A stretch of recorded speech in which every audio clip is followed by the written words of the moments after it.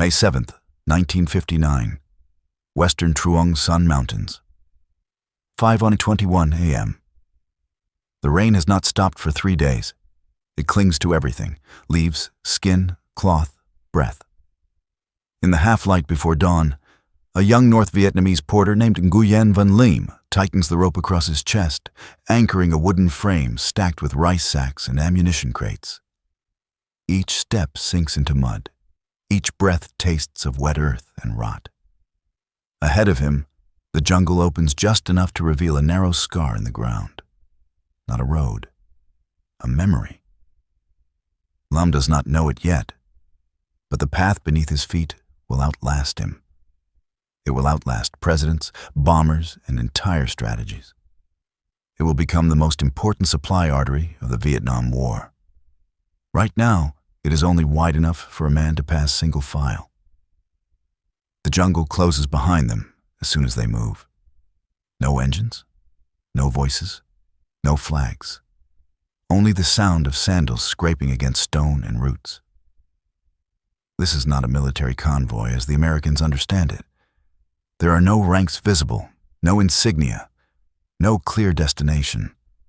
Just men, farmers, students, veterans of the war against the French, carrying the future of North Vietnam on their backs. Lam adjusts his load and steps forward. South. The origins of the Ho Chi Minh Trail do not begin in the Vietnam War. They begin earlier, in whispers, in survival, in the long memory of resistance. During the First Indochina War against France, Viet Minh units learned a brutal lesson. Firepower mattered less than movement. The French controlled roads, cities, and railways. The Viet Minh survived by slipping through places maps ignored. Jungle ridges, mountain passes, dry riverbeds. Paths formed, then habits, then doctrine. By 1954, when the French were defeated at Dien Bien Phu, these paths already existed, crude, unreliable, but proven. When Vietnam was divided at the 17th parallel, they did not disappear. They waited. In Hanoi, leaders understood something their enemies would repeatedly underestimate. Wars are not won by battles alone. They are won by supply. By the late 1950s, the decision is made quietly. No public announcement, no grand ceremony. A new logistical effort will begin, one that avoids the demilitarized zone entirely. The route will pass through Laos, then Cambodia. Places officially neutral. Places the Americans are not supposed to touch. And so, in 1959, Group 559 is formed, named for the month and year of its creation. Its mission is deceptively simple. Move men and materiel south, not quickly, not efficiently, but continuously.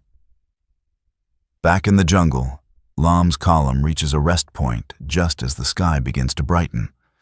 A tarp is stretched between trees. Rice is cooked using fires buried in pits, so the smoke disperses before rising above the canopy. Someone posts a lookout. There is no panic, no urgency. This is routine. Already the system is learning. At first, the trail is not called a trail. It is referred to in documents as Tuyen Van Tai. Transport lines. Plural. There is no single route, no central artery. Paths branch, reconnect, disappear, reappear miles away. If one section is discovered, traffic simply shifts. The jungle becomes a shield and a teacher.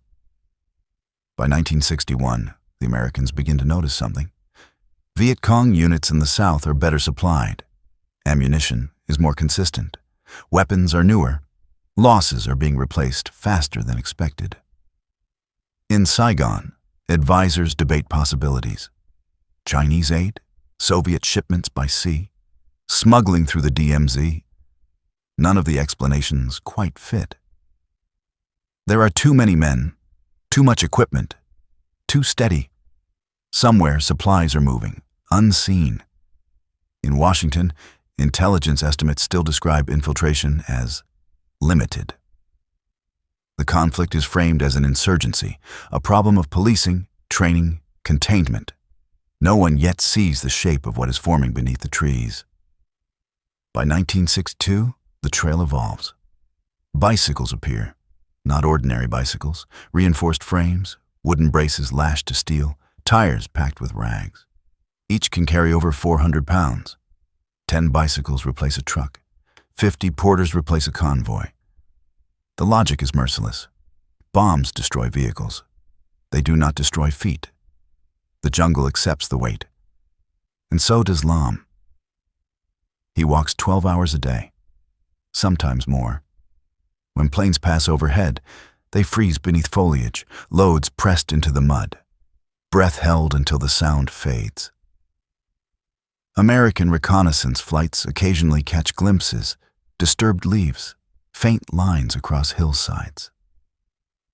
But the jungle heals quickly. By the time analysts review the photos, the scars are gone. By the time questions are asked, supplies have already moved. In 1964, the war changes. The Gulf of Tonkin incident brings the United States openly into the conflict. Bombing campaigns begin. The sky fills with aircraft. Napalm turns jungle into fire. And still, the trail moves. Now it grows teeth. Anti-aircraft guns appear, dragged piece by piece through the forest. Decoys are built. False bridges, dummy trucks, fires lit miles away from real movement. The trail begins to fight back. Lum watches one of his comrades killed by shrapnel during a bombing raid near a river crossing. The column halts for less than 10 minutes. The load is redistributed. The body is hidden beneath leaves. The movement continues. This is not cruelty. It is arithmetic. Stopping would cost more lives than walking. By early 1965, American intelligence finally begins to connect the fragments. Aerial photography over Laos reveals patterns too deliberate to ignore. Roads that vanish under canopy, storage sites spaced precisely to survive bombing, bridges rebuilt overnight. What once looked like a trail now looks like something else, a system. In Saigon, analysts lay photographs side by side on tables. Fingers trace lines across images. Someone uses the word network for the first time. The implications are staggering. This is not infiltration. This is sustainment. In Hanoi, planners understand the advantage immediately. As long as the trail lives, the war cannot be strangled. Battles can be lost. Cities can fall. But time remains on their side. Lam does not know any of this. He knows only that the load on his back feels heavier than the day before. That the rain has returned. That somewhere ahead, another unit is waiting for what he carries. He reaches a way station carved into a hillside. Medical supplies, rice, spare sandals. A woman no older than 16 hands him water. "How far?" she asks. 2 days, he answers. She nods. That is close. By the end of 1965, the Ho Chi Minh Trail is no longer a secret, but it is also no longer stoppable. What began as footpaths has become a living organism, adapting, learning, enduring. It does not care about tonnage dropped or sorties flown. It cares only about continuity. And continuity is something the United States will soon realize. It cannot bomb into submission. Somewhere beneath the canopy, Lum shoulders his load again and steps forward. South. The path beneath his feet has already changed the war. Even if no one in Washington knows it yet.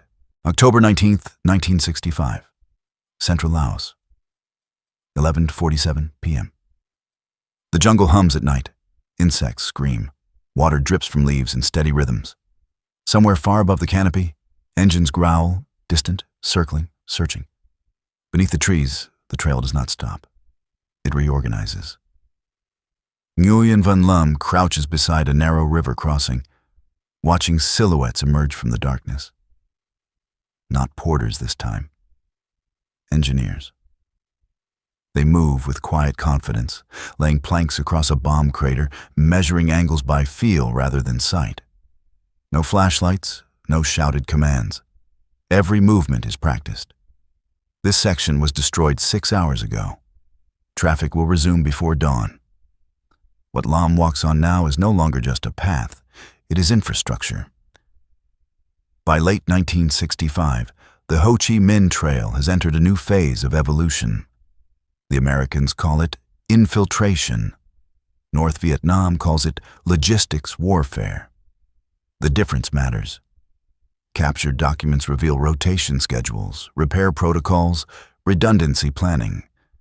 Units assigned to the trail do not fight in the South. Their battlefield is time itself. Every hour they keep supplies moving erodes American assumptions about pressure and attrition. The trail is no longer reactive. It anticipates. Storage depots are buried under multiple layers of earth and foliage. Some are hollowed directly into hillsides, invisible from the air. Supplies are dispersed rather than concentrated. Lose one cache, 10 remain. Traffic moves in pulses. When bombing intensifies, movement slows, not stops. When aircraft withdraw, the flow surges forward, often exceeding previous levels. American analysts struggle to understand the pattern. They are measuring damage. The enemy is measuring survival. In Washington, debates grow sharper. Secretary of Defense Robert McNamara studies charts showing unprecedented bombing tonnage dropped over Laos. Bridges destroyed, roads cratered, trucks eliminated. And yet, enemy strength in the South does not decline. In some regions, it increases. How is this possible? A senator asks during a closed-door briefing. An intelligence officer answers carefully. They are not dependent on speed. They are dependent on continuity. That distinction lands uneasily. This war was supposed to be about thresholds, hit hard enough, long enough, and the system breaks. But the trail is not a factory. It is not centralized. It does not collapse. It flows. Back in Laos, Lam reaches a staging area concealed beneath triple canopy. Dozens of bicycles are stacked on their sides, frames reinforced with wood and wire. Nearby, porters redistribute ammunition crates, rice sacks, mortar rounds.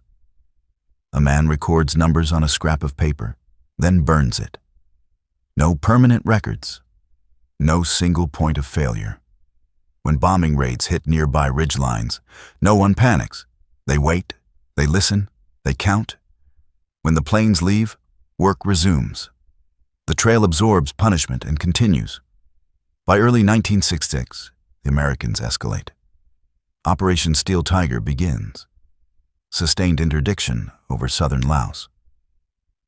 Sensors are dropped, acoustic devices disguised as plants, seismic detectors buried beneath paths, infrared scanners searching for engine heat at night.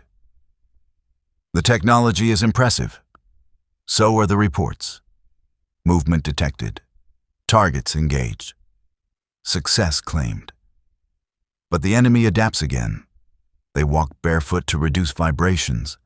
They separate loads into smaller packets. They shut down engines miles before choke points and push trucks by hand. Sometimes they deliberately trigger sensors with empty convoys, bait for bombs, while real supplies move elsewhere.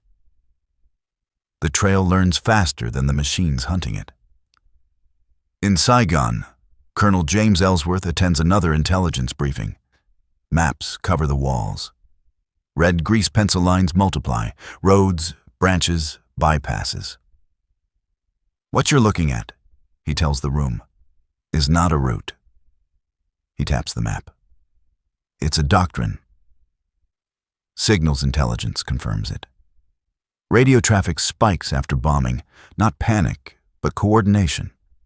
Requests for repair crews, rerouting instructions, inventory checks, captured prisoners describe way stations with food, medical care, rest areas.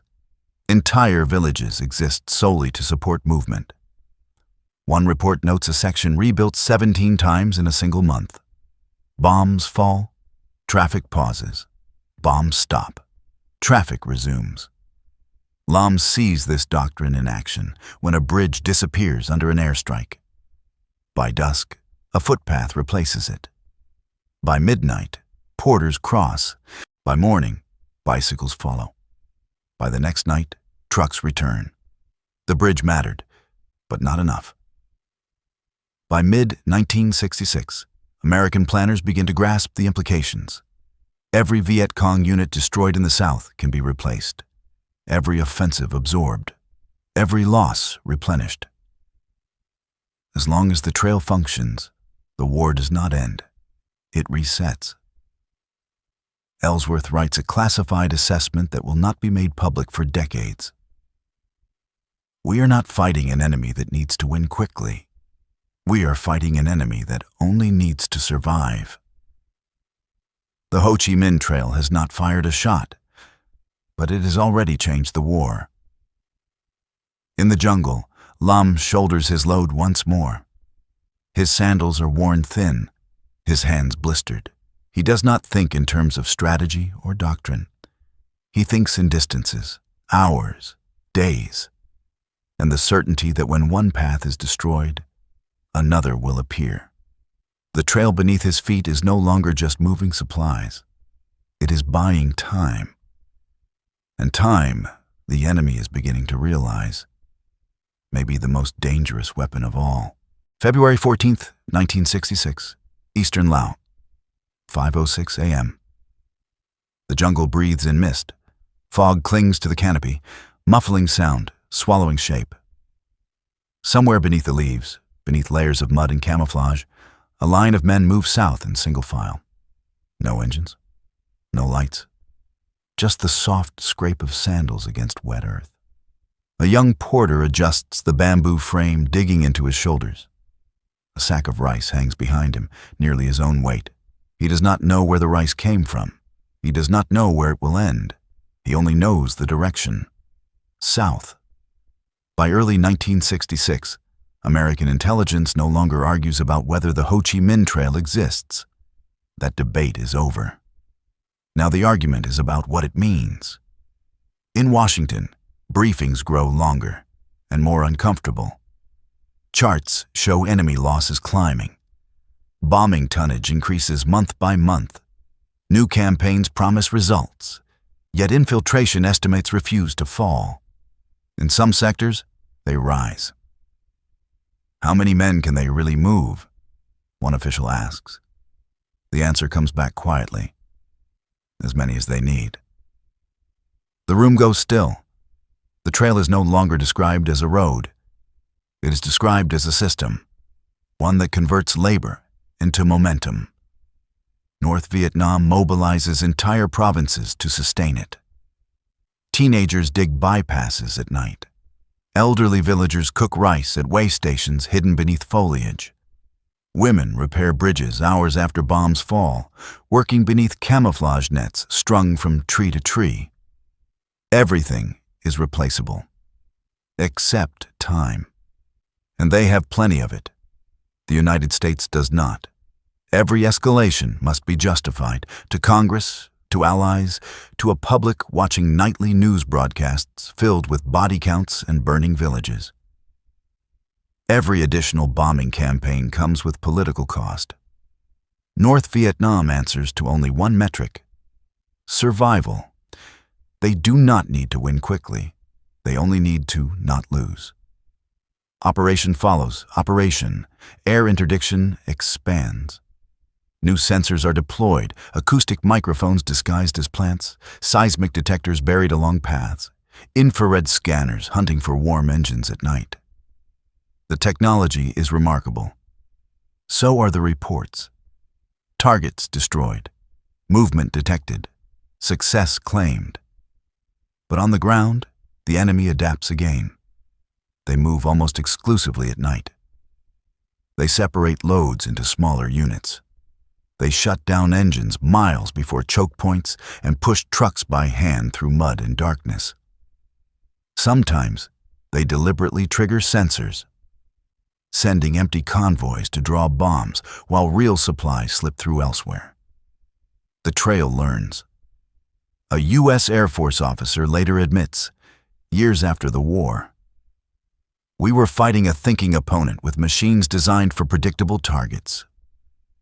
In Saigon, Colonel James Ellsworth attends another late-night briefing. The language has changed. No one talks about victory anymore. They talk about containment, about raising the cost, about buying time. Ellsworth recognizes the irony immediately. Time is the one thing the enemy can afford, and the one thing the United States cannot.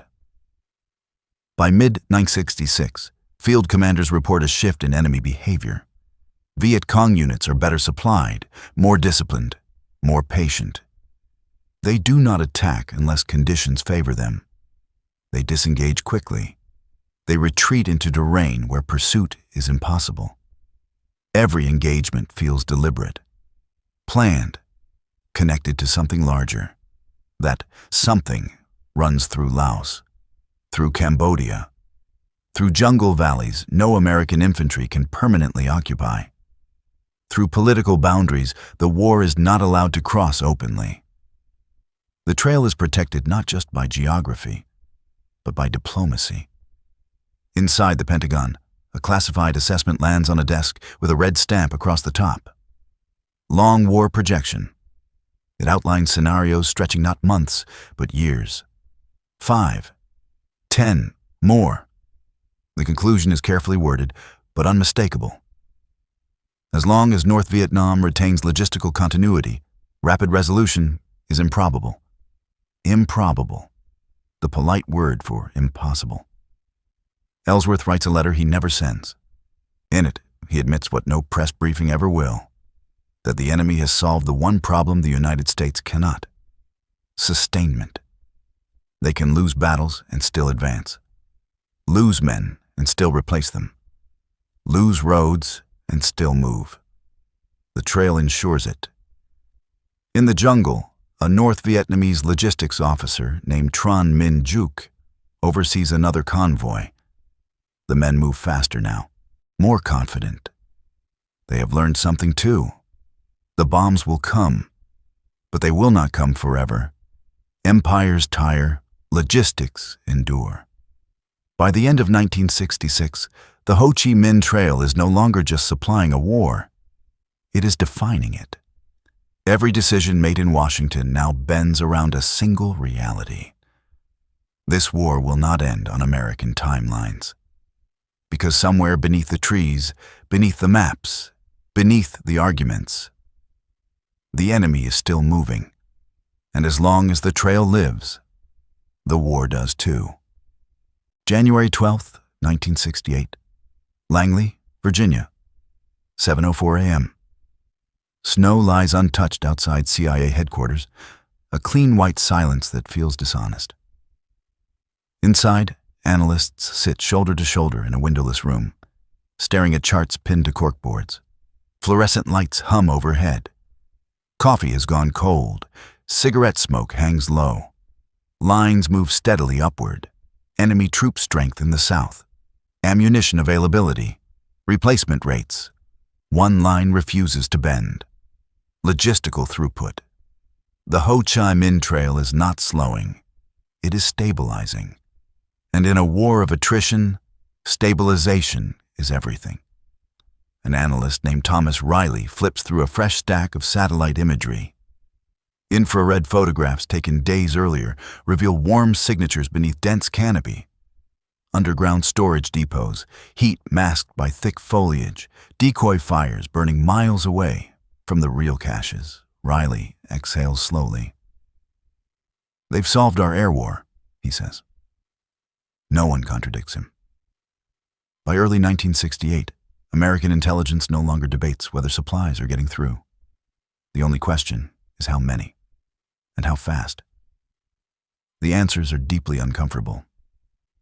Across Laos and Cambodia, what was once described as a supply line has evolved into something far more dangerous. A system of systems. Roads feeding roads. Paths branching into shadows, units operating independently, yet synchronized by timing and discipline. There is no central hub to destroy, no single artery to sever. Cut one vein, 3 more compensate. The system absorbs damage the way living tissue does. Then, everything collides. January 30th, 1968, South Vietnam. Just before dawn, the Tet Offensive explodes across the country. Cities erupt, bases are hit. Provincial capitals come under attack simultaneously. For American intelligence, the implication is devastating. This level of coordination requires planning. Supply, movement, communication, all sustained through the very network they believed was weakening. The Ho Chi Minh Trail did not just support Tet, it made it possible. In Saigon, Colonel James Ellsworth attends a post-Tet assessment briefing. Maps cover the walls, littered with red markers, each one representing an engagement that required ammunition, food, medical supplies. All delivered, on time. Ellsworth feels something settle in his chest. Not fear, not anger, certainty. The war cannot be won quickly, not because American forces lack power, but because power is not the deciding factor. Time is, and the trail has given North Vietnam an unlimited supply of it. Back in Washington, conversations change tone. They become cautious, qualified. Strategic optimism gives way to conditional language. If trends continue, assuming enemy losses, provided interdiction improves. Privately, senior officials confront a truth no one is willing to say publicly. As long as North Vietnam can sustain the fight logistically, the United States cannot force a conclusion on its own terms. Not without expanding the war, not without invading sanctuaries, not without costs that ripple far beyond Vietnam. The trail runs through neutral countries, Laos, Cambodia. Crossing those borders openly would shatter diplomatic constraints, escalate the conflict, and risk global consequences no one can fully predict. So the war settles into something else, a long contest of endurance. One side counting resources, the other counting days. In the jungle, Tran Minh Duc hears about Tet weeks after it happens. The news travels by courier, by whispers. He listens quietly, then he nods, not with joy, with validation. The system worked. Years of walking, years of digging, years of rebuilding roads under bombs. It mattered. American pilots continue flying, bombs continue falling. But the tempo no longer carries expectation, only obligation. Sorties are flown because they must be flown.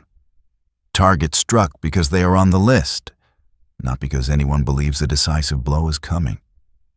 By mid-1968, the conclusion exists, even if no one dares say it out loud. The Ho Chi Minh Trail has removed urgency from North Vietnam's war. And urgency is the currency of victory. The United States still has options.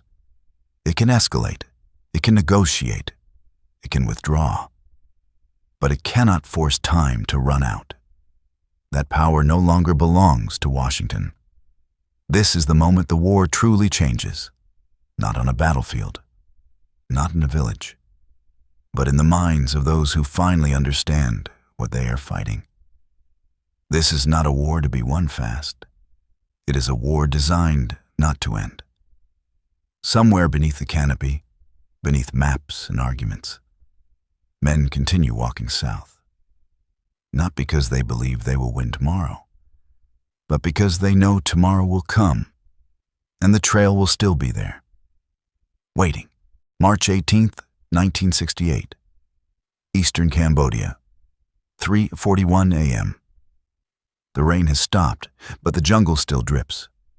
Water slides from leaves in slow, deliberate drops, striking helmets, shoulders, packs. A column of men moves through the darkness in silence, their sandals sinking into soft earth that remembers every step. No one speaks. No one looks up. They don't need to. The path is familiar. It has been walked 1,000 times before. At the front of the column, Tran Minh Duc pauses and raises his hand. The movement ripples backward instantly. 30 men freeze mid-step, loads still strapped to their backs. A faint vibration passes through the ground. Aircraft, high, far away. They wait. Minutes pass. Nothing happens. Duc lowers his hand. The column moves again. South. By the spring of 1968, North Vietnam no longer measures success by territory taken or enemies killed. Those are secondary. Success is measured by continuity. Is the trail open? Are units supplied? Can tomorrow be fought? If the answer is yes, then today was a victory. In Washington, the war enters a different phase. Publicly, officials speak of progress. Privately, assessments grow colder, longer, more cautious. The language shifts again, not from optimism to realism, but from realism to acceptance. The Ho Chi Minh Trail has done something extraordinary. It has turned time itself into a weapon. A classified Pentagon briefing circulates in late April. No press, no cameras, just charts. Projections stretch across the wall, 5 years, 10 years, beyond. The conclusions are careful, almost polite. But the meaning is unmistakable. As long as logistical continuity exists, decisive victory cannot be imposed quickly. Quickly, that word matters, because it admits something no one wants to face. The United States can win battles indefinitely, but it cannot force the war to end on its schedule. On the ground, American units feel the change first. Enemy forces disengage faster. They strike only when conditions favor them. They retreat into terrain that cannot be held permanently. Every movement feels calculated, measured, connected to something unseen. That something runs through Laos, through Cambodia, through jungle valleys no infantry division can occupy without expanding the war. The trail is not just protected by trees and terrain, it is protected by borders, by politics, by restraint. In Saigon, Colonel Ellsworth writes another memo. This one he hesitates over. It will not be popular. He chooses his words carefully. We are not facing an enemy seeking decisive engagement. We are facing an enemy seeking permanence. He stops, reads it again, does not change it. Back along the trail, Duc oversees the repair of a bridge destroyed hours earlier. Bamboo poles are lashed together, rope is pulled tight, mud is packed into gaps by hand. By sunrise, porters are crossing. By nightfall, bicycles follow. By the next evening, trucks. The bridge mattered, but not enough. Nothing ever does. What American planners slowly come to understand is this. Bombing the trail does not strangle the enemy. It trains him. Forces decentralization, improvisation, resilience. The pressure hardens the system instead of breaking it. A U.S. Air Force officer later admits in an internal review, "We were attacking efficiency. They were building redundancy." And redundancy always wins long wars. By the end of 1968, the Ho Chi Minh Trail is no longer discussed as a problem to be solved. It is treated as a condition, like weather, like terrain, unchangeable within acceptable limits. The war settles into endurance, one side expending resources, the other expending patience. Duc receives new orders, not urgent, not dramatic, simply another assignment, another stretch of jungle, another segment of road to protect. He folds the paper carefully and slips it into his pocket. Tomorrow, the work continues. It always does. In Washington, leaders debate exits, negotiations, Vietnamization, timetables. But every option bends around the same immovable reality. As long as the trail breathes, the war breathes. The Ho Chi Minh Trail has never fired a shot. It has never appeared in headlines. But it has accomplished what no battlefield victory ever could.